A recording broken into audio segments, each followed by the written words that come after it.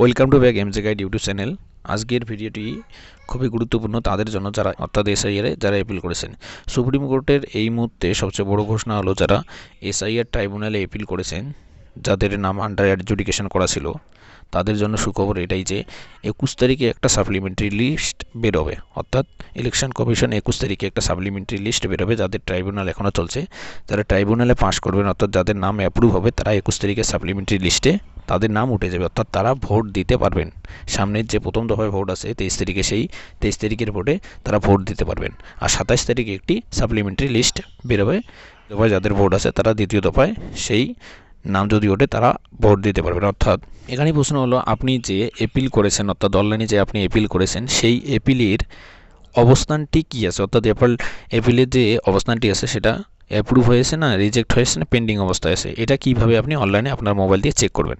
So এটাকে check করার জন্য আপনাকে কী করতে হবে, আপনার মোবাইল থেকে যে কোনো একটি ব্রাউজার খুলে নেবেন, অর্থাৎ ক্রোম হোক বা অন্য কোনো ব্রাউজার, যে কোনো একটি ব্রাউজার খুলে নেবেন। খুলে নেওয়ার পরে এখানে সার্চ করবেন voter.eci.gov.in, এই অপশানটা প্রেস করবেন।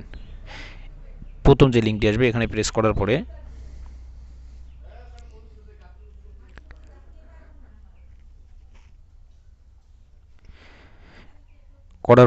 এরকম একটা ইন্টারফেস খুলে আসবে। এখানে একটা অপশন পাবেন, দুটো অপশান আছে, একটা হলো লগ ইন, একটা সাইন আপ।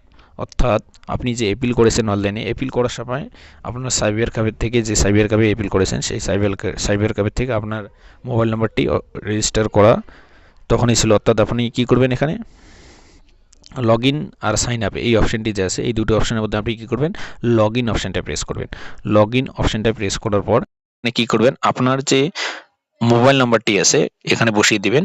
অর্থাৎ যে মোবাইল নাম্বারটি অ্যাপিল করার সময় ব্যবহার করেছিলেন, অনলাইনে অ্যাপিল করার সময় ব্যবহার করেছিলেন, সেই মোবাইল নাম্বারটি এখানে বসিয়ে দিবেন।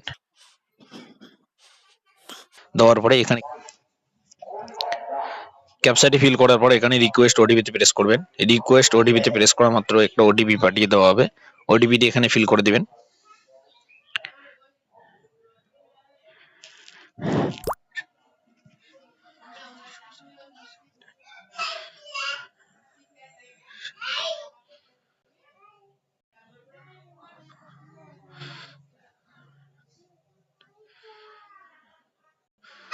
এখানে ভেরিফাই আর লগ ইন অপশনটা প্রেস করবেন।